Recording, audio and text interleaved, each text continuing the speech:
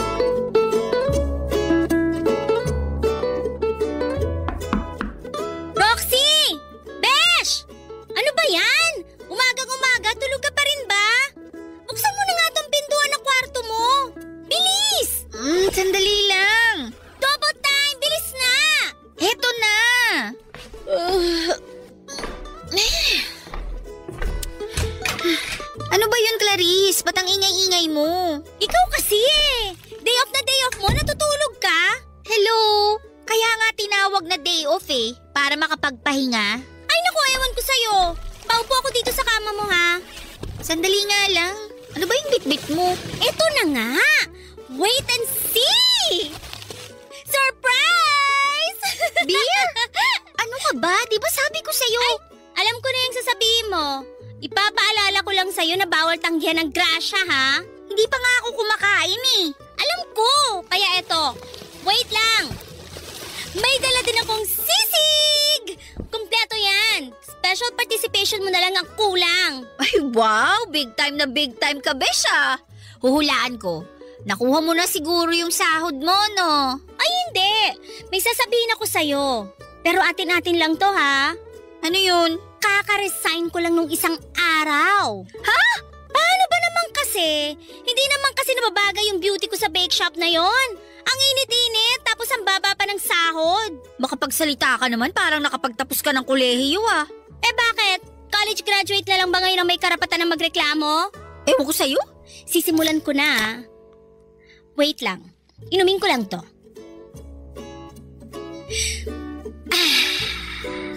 So refreshing! Love it! Oh, ikaw na. Etong sayo. Mamaya na ako. Sandali nga lang. Kung nag-resign ka na sa bakery... Siguro nagtataka ka kung saan ko nakuha yung perang pambili ko dito sa beer at sisig, no? Oo. May nakadate akong mayamang lalaki kagabi. Tapos ayun, humingi ako ng pera. Ay, grabe siya! Ikaw na, besh! Pero besh, ang baho ng hininga niya. Kaya ayun, pagkatapos ng date namin, di ko na nareplyan. Alam mo ikaw, ang sama talaga ng ugali mo. Malay mo naman, baka nakalimutan lang mag-toothbrush. Pero teka nga lang, saan mo naman nahanap yung nakadate mo? Saan pa? E di sa dating app. Sa katunayan nga eto, naghanap uli ako ng mayamang makakadate. Halika, tulungan mo ako mamili. Idadamay mo pa ako sa kalokohan mo. Alam mo ikaw, konti na lang at mapipiko na talaga ako sa'yo. Dilibre na nga kita ng beer at sisig eh. Binibilangan mo ako, ganon? Huwag ka na kasing maarte. Halika na, tulungan mo ako mamili dito. Ay, sige na nga. Ay, mukhang kapre. Ayoko dito. Bunga nga mo, besh. Totoo naman ah. Wait lang, hanap pa tayo. Ay, masyadong pandak, pass. Ay, eto kaya, besh, tignan mo. Gwapo. Mukhang kaya kang dalin abroad. Hello, tingnan mo nga yung ngipin ng mokong na yan. Dali niya muna sarili niya sa dentista. Dami mong arte. Makainom na nga lang. Ay, very good ka dyan. Oh, eto na yung iyo. Ubusin mo yan ah. Pahinga ako nitong sisig ah. Luka-luka, para sa atin talaga yan. Kumuha ka lang dyan. Patayin mo na nga muna yung cellphone mo. Magkwentuhan na muna tayo. Sige na nga. Mukhang wala namang gwapo sa dating app na to eh. Try ko na lang uli mamaya, baka swertehin ako. Ay, siya nga pala. Ikukwento ko na sa'yo kung paano ako nag-resign sa bake shop. Nako Dice, plok mo na yan. Eto na nga.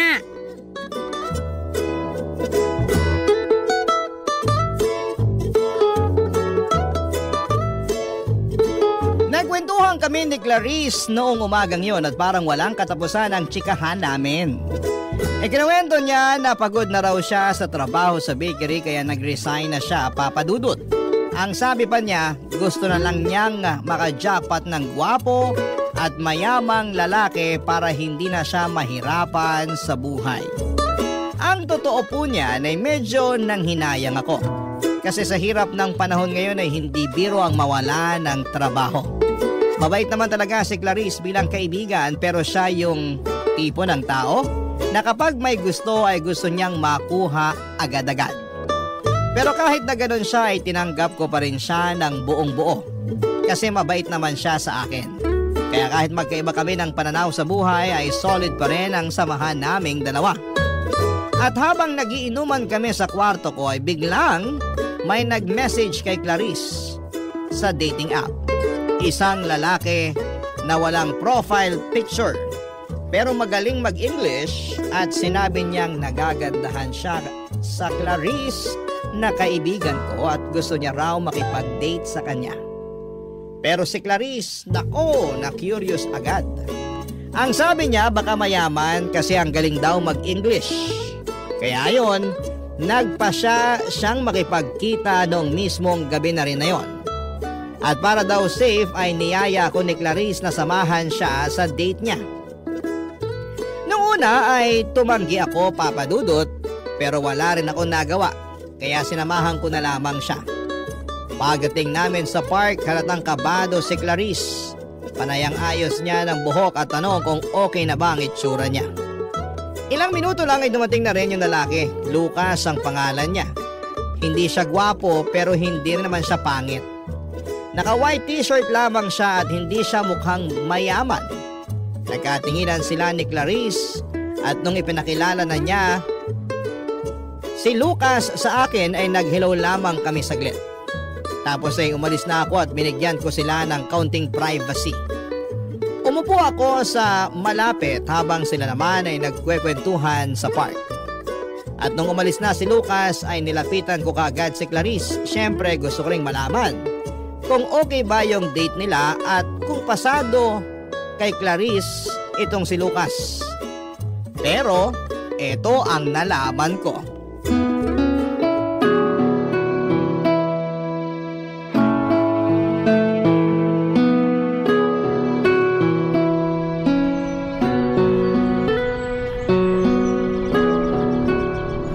Uy, Besh, ba't napaaga siya ng alis? Ewan ko dun.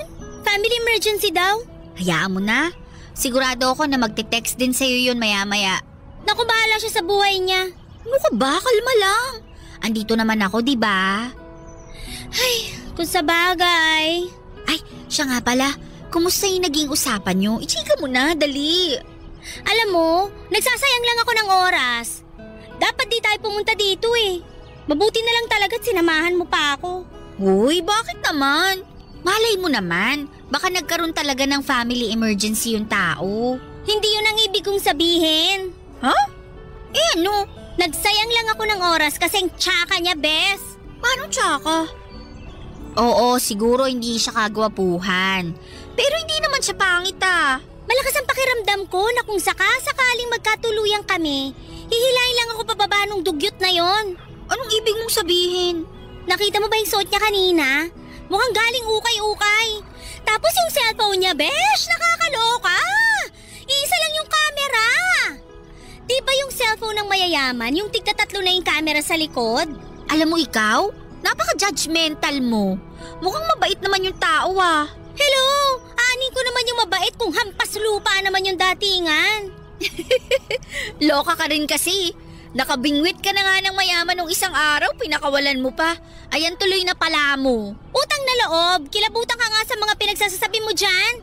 Mayaman nga pero wala namang pambili ng toothpaste. Hoy Besh, may nag-message sa'yo. Sino ba to? Ay, si Lucas. O anong sabi? Eto, humihingi ng tawad kasi napaaga ang alis. O yun naman pala eh, at least humingi ng tawad, diba? Ay, hindi ko pala lalagpasin to. Sandali lang, re-replyan ko lang to. Ano balak mong gawin? Manghihingi ako ng pera. Huy, ano ka ba? Wag na. Ano kasyo nga? Pinapunta-punta niya tayo dito tapos ngayon naalis rin naman pala siya. Siyempre lulubos-lubusin ko na to, no? Bahala ka na nga dyan. Pero wag na wag kang magdadabog pag hindi yan nagpadala ha. Kilala naman kita. Yung ayaw mo sa lahat, yung hindi natutupad yung gusto mo. Maghintay ka lang. Pag eto nagpadala, promise makikinabang ka rin. Ay, bahala ka na nga dyan. Hoy! Ayos ka lang? Ang cheap! Cheap? Bakit cheap? Nagpadala ng 500! Ano ka ba? Okay na yan. Sandali lang ha, manghihingi pa ako dito. Uy, wag na. Mahiya ka naman. Hey, sige na nga! Oh, anong gagawin natin ngayon sa 500? Ay, alam ko na. Ano? Tignan mo dun, no, may street food. Halika na. I-cash out natin yan, tapos libre mo na lang ako. Wala kayong pinagkaiba ng Lucas. O, bakit na naman? Pareho kayong cheap. Ang dami mong dada. Halika na nga. At yun na nga, pagkatapos ng lahat, nilibre ako ni Clarice ng kwek-kwek at fishball ng gabing yon. Tuwang-tuwa pa siya habang kumakain kami pero halata mong may nararamdaman pa rin siyang inis kay Lucas. Bumili rin kami ng 1 litrong beer bago umuwi para daw pampalipas ng sama ng loob. Habang umiinom kami sa kwarto ay wala na siyang ibang bukang bibig kundi si Lucas. Ang sabi niya, dugyot daw ito. Sayang lang daw ang oras niya, yung pakikipagkita sa kanya at sana'y hindi na lamang daw siya nag-abala kasi mukhang pulubi daw si Lucas. Pero sa totoo lang, ng gabing ding yon, paulit-ulit humingi ng tawad si Lucas sa kanya sa text. Sabi niya na paaga raw ang alis niya kasi inatake sa hika ang kapatid niya. Seryoso siya sa mga mensahe niya, ang haba ng paliwanag niya at halatang sincero. Pero si Clarice na medyo kulang talaga sa pasensya at hindi madaling magpatawad ay hindi na nag-reply. Kahit tinadtad na siya ng text ni Lucas, hindi na niya ito pinansin. Lumipas ang ilang araw at napilitan na rin si Clarice na maghanap ng bagong trabaho at sa awa naman ng Diyos, natanggap siya bilang cashier sa isang convenience store malapit sa amin. Sa totoo lang ay sobrang natuwa ako kasi akala ko kasi aasa na lamang siya palagi sa ideya na makaka-jackpot siya ng mayamang lalaki. Pero habang tumatagal ay napapansin kong parang hindi talaga siya masaya sa trabaho niya. Tuwing nagkikita kami ay panay ang reklamo niya, pagod na raw siya, maliit daw ang kita at madalas niyang sinasabi na sana'y yumaman na lamang siya nang hindi na kailangang magbanat ng buto. Pero bilang best friend ay ginagawa ko pa rin ang parte ko. Lagi ko siyang pinapayuhan na hindi naman masama ang mangarap. Pero sana'y maintindihan rin niya ang pera ay dapat na pinaghihirapan. Kasi kapag hindi mo pinaghirapan ang isang bagay, madali lang din itong mawawala sa'yo, Papa Dudut. Barangay Love Stories. Barangay Love Stories. Dumating na sa punto na mas lalo pang nahirapan si Clarice dahil nagkasakit ang mama niya at dahil palagi na siyang late sa trabaho ay natanggal siya sa trabaho niya bilang cashier. Hirap na hirap siya noon kaya nagtangka siyang manghiram ng pera sa akin.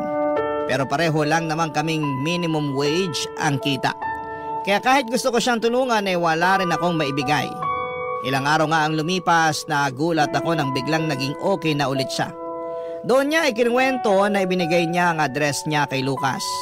At laking gulat ko nang malaman kong pumunta raw ito sa bahay nila at nag-abot ng pera para sa pagpapagamot ng mama niya. Sobrang bait ni Lucas. Hindi ko inasahan na tutulungan niya ang best friend ko. Lalo na sa ganong sitwasyon. Para sa akin ay malinaw na seryoso talaga si Lucas kay Clarice. Kasi kung hindi ay bakit pa siya mag-aabala, hindi ba?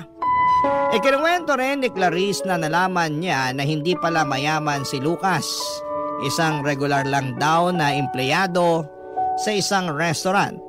Pero masaya pa rin siya dahil sa tulong na naibigay nito. Kaya lang habang tumatagal ay napansin kong halos lagi na lamang siyang humihingi ng pera kay Lucas. Sa una ay para sa gamot, pero kalaunan kung ano-ano na lamang ang dinadahilan niya para mapilitang magbigay ng pera si Lucas sa kanya. Doon na ako nag-alala. Sa totoo lang, natatakot ako sa karma. At bilang best friend niya ay ayoko rin na madamay sa karma niya. Kaya paulit-ulit ko siyang pinapaalalahanan na tigilan na ang kakahingi ng pera kay Lucas. Pero si Clarice, matigas talaga ang ulo. Kahit na anong sabihin ko, sinusunod pa rin niya ang gusto niya. Tahimik na lamang ako, pero sa kalooban ko ay umaasa pa rin ako na matatauhan siya. Bago pa, mahuli ang lahat, Papa Dudut.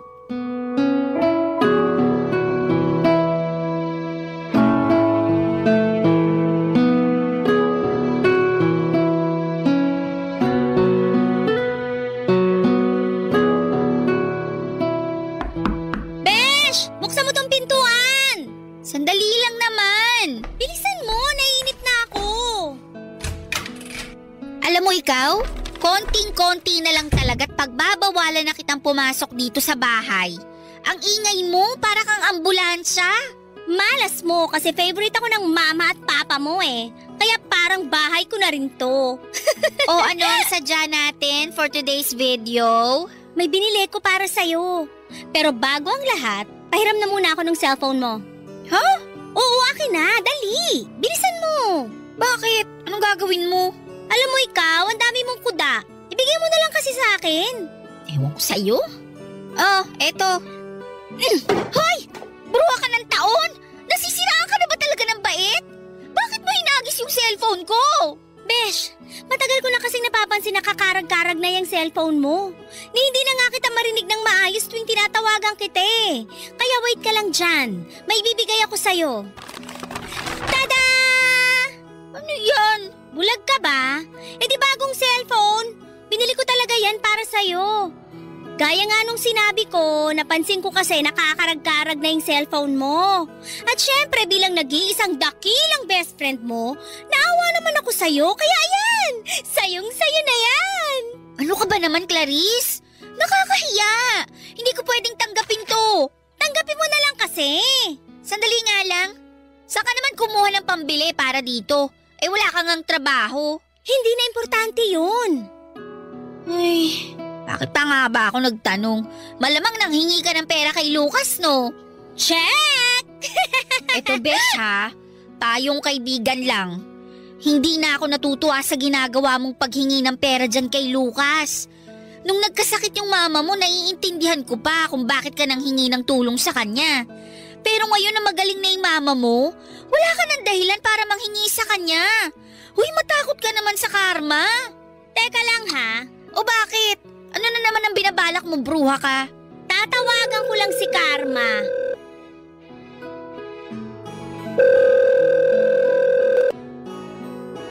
Hello? Ay, hello? Lucas? Kamusta ka na? Eto, okay lang.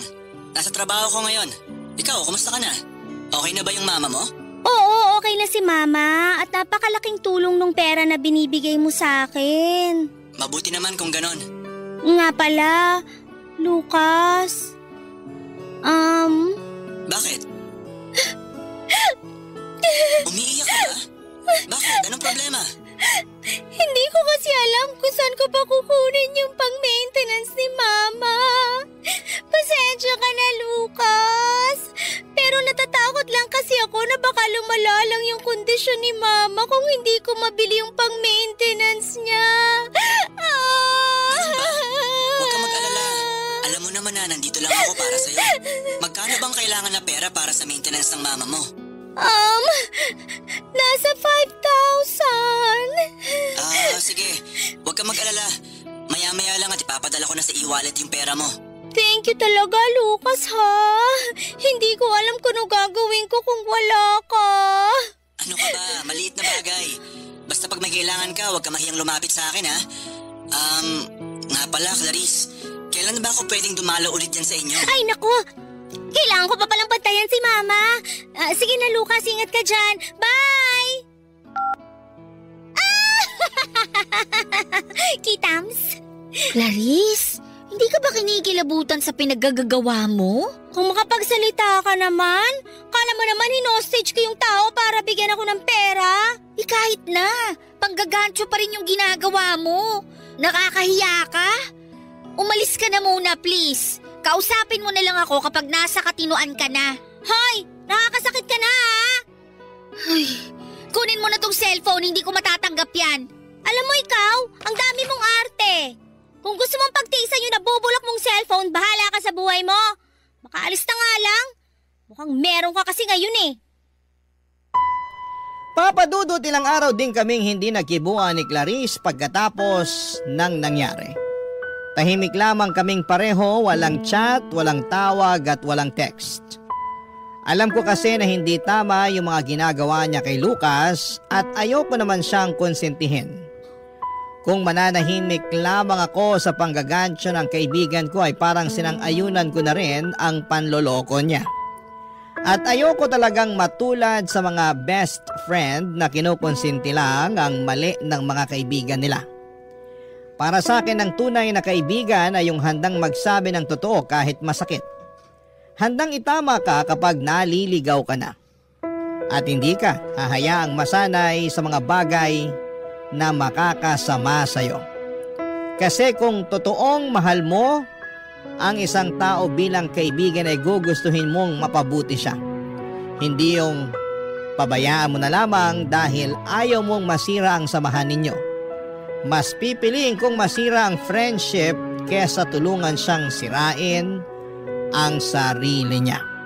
Pero habang lumilipas sa mga araw ay aaminin ko na nami-miss ko rin siya. Sanay kasi ako na lagi ko siyang kasama, ka-chat at kachikahan. Kaya isang araw, hindi ko na rin kinaya. Pinuntahan ko si Clarice sa bahay nila kahit medyo nag-aalangan ako sa magiging reaksyon niya.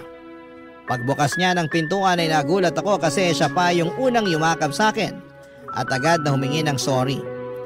Ang sabi niya hindi niya raw kaya na mawala yung nag-iisa niyang tunay na kaibigan. Doon na rin ako na-touch at syempre pinatawad ko siya kaagad.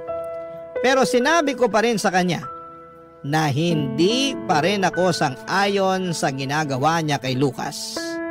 Ayoko lang na mapunta siya sa maling landas at pagsisihan niya ito sa bandang huli.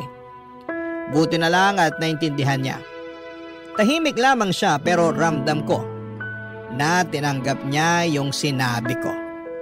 Tapos bigla niya akong inalok na makipag-inuman. Napatawa na lamang ako kaya ayon pumunta kami sa isang sari-sari store at nag-inuman kami doon habang nagkwekwentuhan. Doon na rin namin naayos lahat ng tampuhan at sama ng loob. Simple lang yung inuman namin noong mga panahon na yon pero ang sarap sa pakiramdam. Kasi parang bumalik ulit yung sigla ng dati naming samahan, Papa Dudut.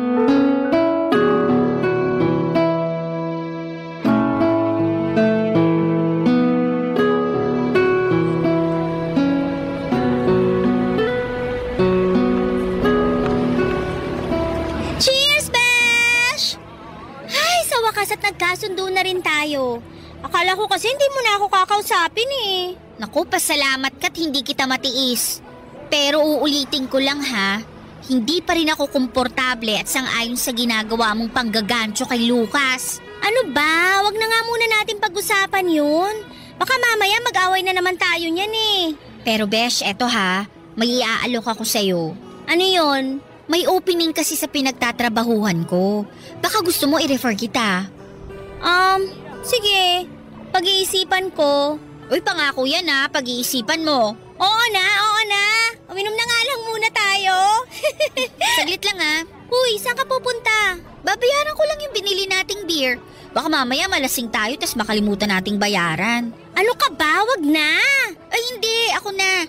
May naitabi naman akong pera kahit papano eh. Naku, ako na. Di ba ako nga tong may ginawang kasalanan sa'yo? Kaya ako na. Hayaan mo ako makabawi sa'yo. Saglit lang ha. May tatawagan lang ako. Huhulaan ko. Si Lucas yung tatawagan mo, no? Ano ka ba naman, Clarice? Tigilan mo na yan. Huwag mo namang abusuhin yung tao. Shhh! Teka lang. Hello? Lucas? May hihingin sana akong pabor sa'yo eh. Bakit? Anong kailangan mo? Ubus na kasi yung maintenance ni Mama. Baka naman may pera ka pa dyan, kahit konti lang. Clarice, pasensya ka na pero nawalan kasi ako ng trabaho eh. Hindi na muna kita mapapadala ng pera. Ano? Pasensya na talaga, sana maintindihan mo. Sige na, kahit 500 lang. Walang-wala talaga ako ngayon eh. Napakawalang kwenta mo naman. 500 na nga lang yung hinihingi ko, hindi mo pa ako mapagbigyan? Akala mo ba hindi ko napapansin na paninay paghingi mo sa akin ng pera? Sa tingin ko nga may iba ka nang pinagagamitin ng pera bukod dyan sa maintenance ng mama mo eh. Hoy! Ang kapal na mukha mo para questionin kung saan ko ginagamit yung pera. Wala kang karapatan para pag-isipan ako na masama. Meron! May karapatan ako na questionin ka. Sa tingin mo ba talaga, hindi ko napapansin na nanlalamig ka bigla sa akin tuwing hindi ako nakakapagpadala ng pera? Tapos tuwing nakakapagpadala ako, panay ang pag-I love you mo sa akin. Utang na loob! Mawawala na amats ko sa'yo eh! Amats? Umamin ka nga sa akin? Saan mo ba talaga ginagamit yung pera ko, ha? Ang kulit-kulit mo naman eh! So ano na, magpapadala ka ba o hindi? Hindi!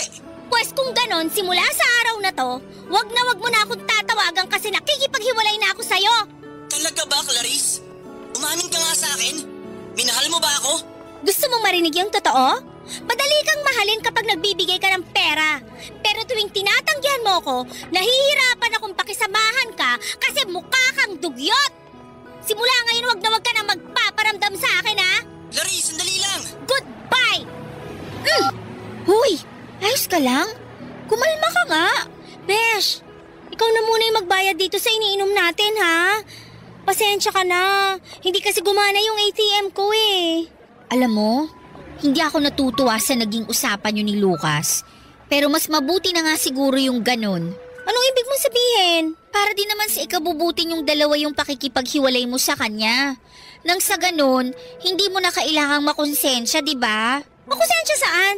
Sa panghihingi ko ng pera sa kanya? Hoy! Ni minsan hindi ako nakonsensya kasi pinakikisamaan ko siya kapalit ng pera na binibigay niya sa akin.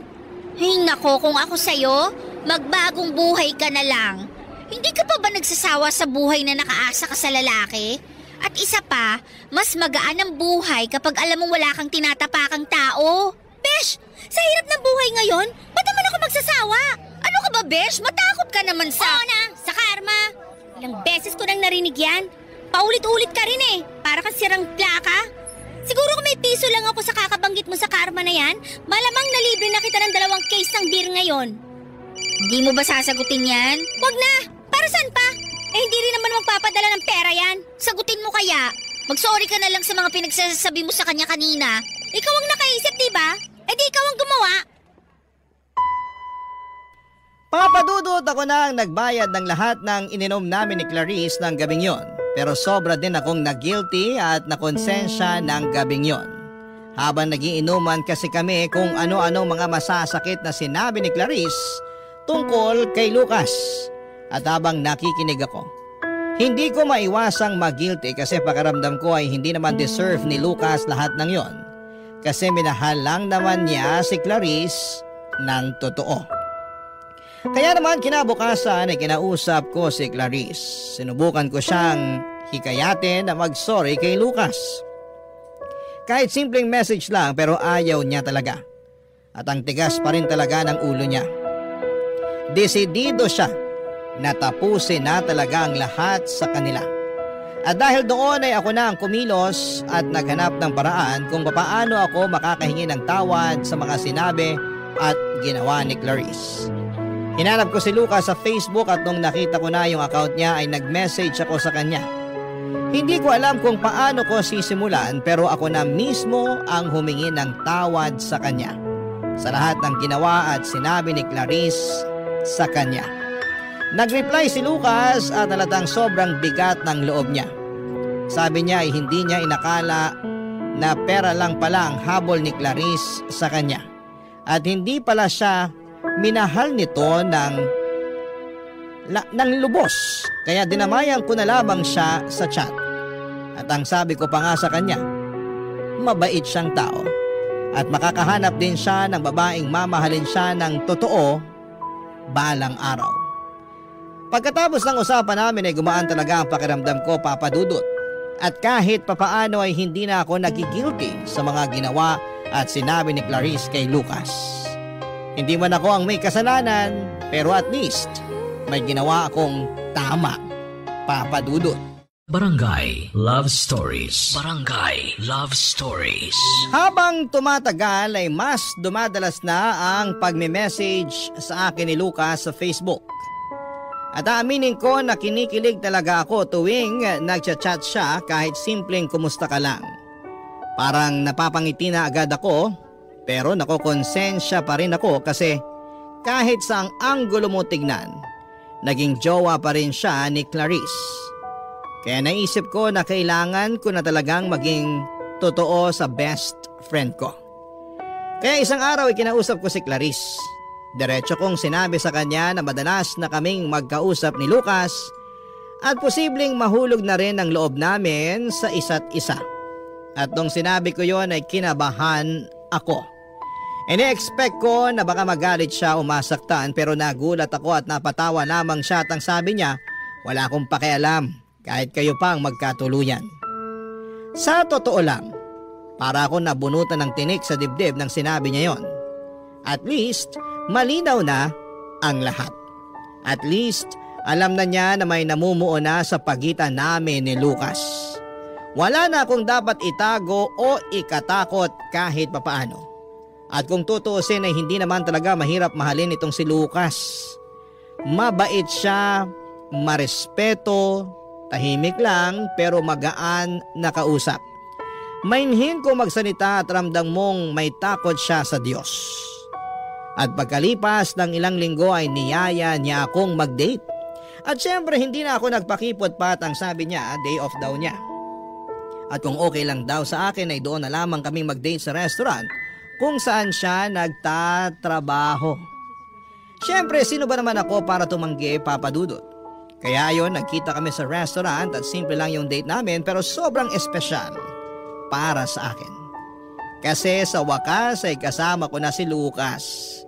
Hindi na lamang sa chat kundi sa totoong buhay, Papa Dudut.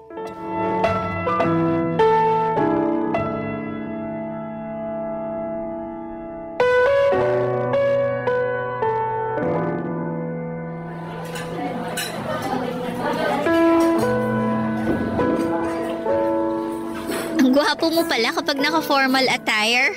So, ibig mo bang sabihin, pangit ako kapag hindi formal yung attire ko? Ano ka ba naman? Hindi yun ang ibig kong sabihin. Ang sinasabi ko lang naman, mas lalo kang pumupogi kapag ganyan ang suot mo. Salamat. Nga pala, Roxy, alam na ba ng kaibigan mo na... Na ano?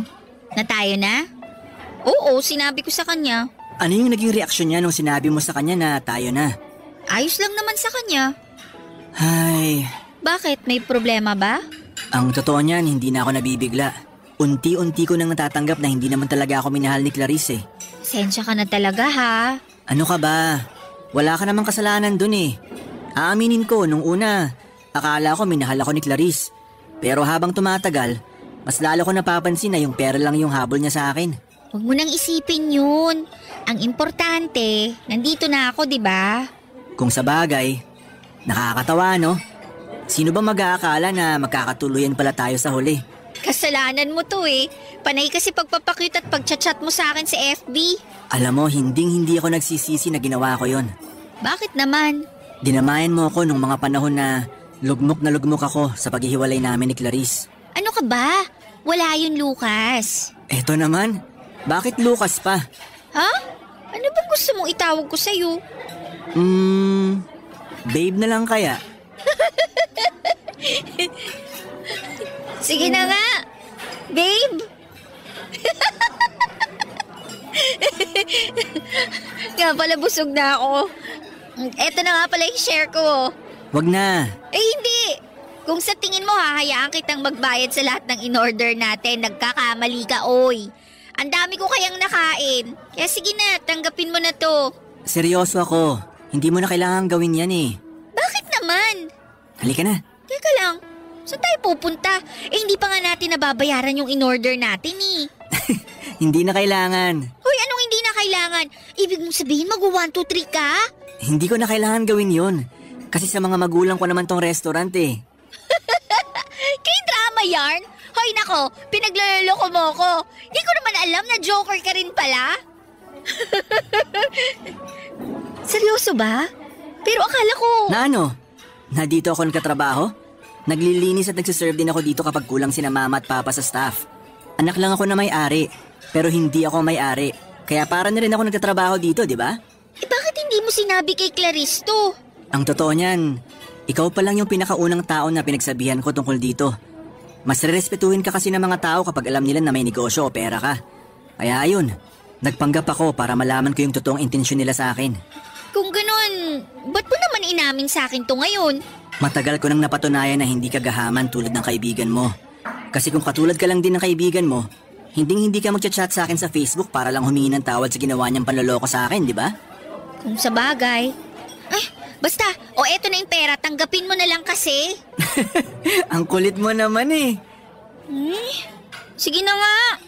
Pero sa susunod ako nang gagastos para sa atin Sige na nga. I love you, babe. I love you too, babe.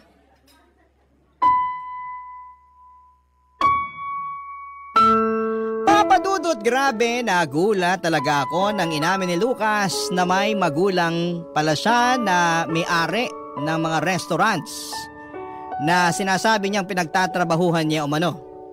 Sa totoo lang, pakiramdam ko noon ay para akong nasa isang K-drama o teleserye. Yung tipong sa palabas mo lang inaakalang mangyayari pero nangyayari din pala sa totoong buhay. Pero nangyari talaga. At nakakatuwa lang kasi sobrang humble ni Lucas. Ayaw niyang malaman ng iba na may kaya siya. kasi gusto niyang makilala kung sino talaga ang totoo sa paligid niya. Ang sabi pa niya, kapag nalaman ng mga tao na mayaman siya, siguradong magbabago ang pakikitungo nila sa kanya. Magpapanggap na mabait o di kaya ay lalapitan lamang siya dahil sa pera. Kaya mas pinili niyang magpakasimple para makita kung sino yung totoo. At sobra kong humanga sa kanya, Papa Dudut. Hindi niya kailanman ginawang basihan ang estado ng buhay ng isang tao. Lahat siya nirerespeto, mayaman man o mahirap. Hindi siya mayabang at maayos kausap at kitang-kita ang respeto niya sa ibang tao. Dahil sa personality ni Lucas ay hindi ko talaga mapigilan na mahulog ang loob ko sa kanya at bawat araw ay mas tumitibay ang nararamdaman ko para sa kanya. At syempre hindi ko rin napigilan ang sarili ko na ikwento kay Clarice yung nangyari sa date namin ni Lucas. Sa totoo lang ay ayoko na sana siyang kwentuhan. Pero kinulit niya ako na magkwento. At tanong siya ng tanong hanggang sa nauwi rin sa punto na sinabi ko na sa kanya ang katotohanan. Noong sinabi ko kay Clarice na ang mga magulang pala ni Lucas ay may-ari ng restaurant na sinasabi niyang pinagtatrabahuhan niya ay napanganga na lamang siya. At kitang-kita ko sa mukha niya ang halatang nangihinayang siya sa naging hiwalayan nila ni Lucas. Parang yung tipong gusto niyang bawiin pa sa akin si Lucas na sana hindi na lang nangyari yung hiwalayan nila. Kitang-kita ko sa mga mata ni Clarice ang pinaghalong sama ng loob at pagsisisi. Pero huli na ang lahat. Kasi pagkalipas ng ilang buwan ay lalo lang naming naramdaman ni Lucas na tumitibay at lalong nahuhulog ang loob namin sa bawat isa. Parang bawat araw na lumilipas, mas lumalalim ang samahan namin. At mas lalo kong nararamdaman na siya na talaga yung taong para sa akin. At dahil naging busy na rin ako sa love life ko ay hindi ko na masyadong nabibigyan ng pansin ang friendship namin ni Clarice. Kaya noong nagkaroon ulit kami ng chance para makapag-bonding, nilubos-lubos ko na ang pagkakataong yon. At ako na mismo ang pumunta sa bahay nila para makipag-inuman.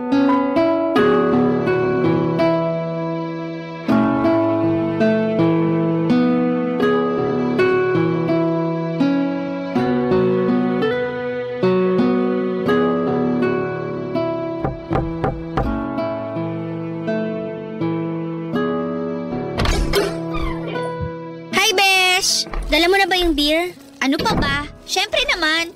Eto na nga oh. At huwag kang mag-alala kasi libre ko na yan sa'yo. Mabuti naman. Kumusta ka na, Besh? Pasensya ka na kung hindi tayo masyadong nagkikita. Medyo busy kasi ako sa trabaho eh. At medyo busy rin sa ano. Alam mo na, love life, ganun. Yehey! Eh di ikaw na. Uy nga pala, Besh. May gusto sana akong ikwento sa'yo. Ano yon? Alam mo ba na nagdududa na ako na magpo-propose na si Lucas sa akin? Ang OA mo naman? Propose ka agad? Mag-iisang taon pa lang kayo eh. Alam kong OA pakinggan. Pero totoo, Besh. Kasi nitong mga nakaraang araw, may napansin akong kakaiba sa mga kinikilos niya. Paano kakaiba? Yung tipong bigla siyang nanlalamig, tapos tuwing tinitignan ko siya sa mata, parang hindi siya makatingin ng diretso sa akin. Talagang kinukutuban ako, Besh eh. Kasi kapag ganun, malamang sa malamang may tinatago siya, diba? Kinukutuban ako na may pa-surprise siya para sa akin. O, palakpakan! Eh di kayo na ang nagmamahalan, kayo na ang masaya, kayo na lahat! Uy, ayos ka lang ba? Hindi! Alam mo kung bakit? Kasi nakakarindi ka na. Puro ka Lucas, puro ka love life. Inimbitahan kita para makipag-inuman, hindi para kwentuhan mo ako sa mga nangyayari sa inyo. Anong tingin mo sa akin? Facebook na kailangan mong i-update bawat minuto at bawat segundo? Aba matindi! Kumalma ka nga muna. Paano ako kakalma? Eh daig mo pa yung manok sa kakaputak mo. Alam mo, kung puro Lucas at love life lang din naman ang lalabas dyan sa bibig mo, umalis ka na lang. Hindi ko kailangan ng kaibigan na kasing ingay ng radyo namin. Hoy, maghinay-hinay ka naman sa mga sinasabi mo dyan, Clarice. Ang init ng dugo mo May nagawa ba akong masama sa'yo? Oo, meron. Kasi ahas ka. Ipapaalala ko lang sa'yo uli na yung jowa ng kaibigan mo, ginawa mo. So ano tawag mo doon? Hindi ba ahas? Hoy, ipapaalala ko din sa'yo na simulat sa pool wala akong tinago sa'yo. Noon pa man sinabi ko na sa'yo na may namamagitan sa amin ni Lucas. At ipapaalala ko rin sa'yo na pumayag ka. Hindi ka tumutol sa relasyon namin, tumawa ka pa nga Pues ngayon, hindi ko na kaya makipagplastikan sa'yo kaya tatapatin na kita. Hindi na ako masaya sa namamagitan sa inyo ni Lucas. Maniwala ka sa akin. Sinubukan kong labanan yung nararamdaman ko pero habang tumatagal, mas lalo lang akong nahihirapan. Sandali lang, ba't ka naman mahihirapan? Alam ko na. Dahil ba to sa nalaman mo noon na hindi naman pala talaga kapos sa pera si Lucas? Ha? Ano? Magsalita ka? Oo! Yun mismong dahilan. Masaya ka na, ha?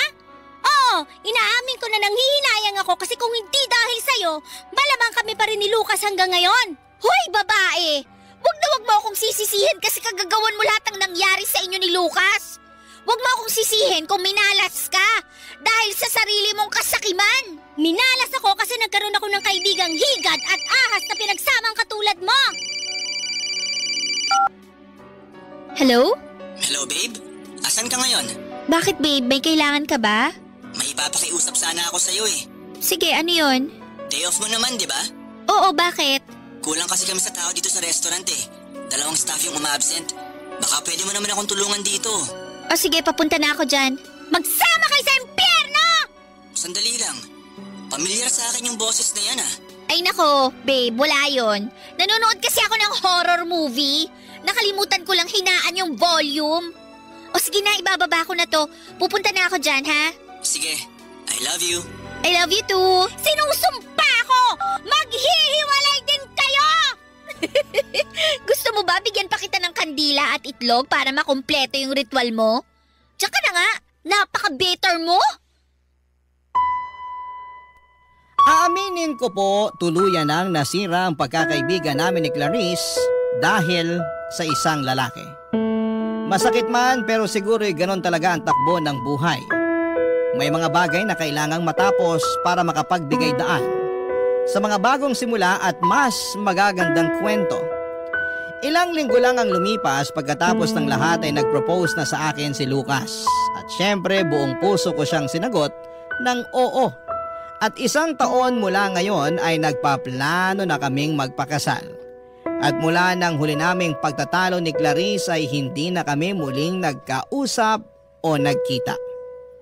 Sa ngayon ay magkasama na kami ni Lucas sa isang apartment at masaya kami sa bagong yugto ng buhay namin bilang magpartner.